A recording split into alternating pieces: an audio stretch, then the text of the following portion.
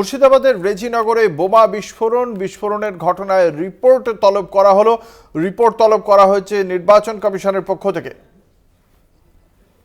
আমাদের সঙ্গে রয়েছেন আমাদের প্রতিনিধি সত্যসুন্দর ভট্টাচার্য। সত্যসুন্দর, কি জানতে পারা যাচ্ছে?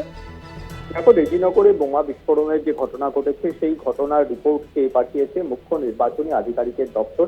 সংশ্লিষ্ট যারা যিনি জেলা নির্বাচনী আধিকারিক রয়েছেন অর্থাৎ জেলা শাসক, তার কাছ থেকে এই রিপোর্টটি চেয়ে পাঠানো হয়েছে। তার কারণ, এর আগে গতকালই জাতীয় নির্বাচন কমিশনের সঙ্গে মুখ্য নির্বাচনী আধিকারিকের দপ্তরের ভিডিও কনফারেন্স হয়। তাতে কিন্তু তিনটি জেলাকে, মূলত তৃতীয় এবং চতুর্থ দফায় যে জেলাগুলিতে নির্বাচন রয়েছে, লোকসভা নির্বাচন, সেই জেলাগুলির আইন শৃঙ্খলা পরিস্থিতির দিকে বিশেষ নজর দিতে বলা হয়েছে।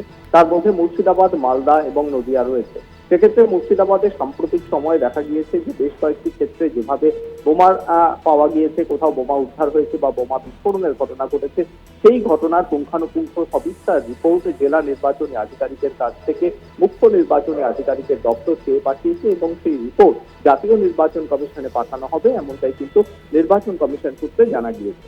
ধন্যবাদ। আমাদের সঙ্গে ছিলেন আমাদের প্রতিনিধি সত্যসুন্দর ভট্টাচার্য।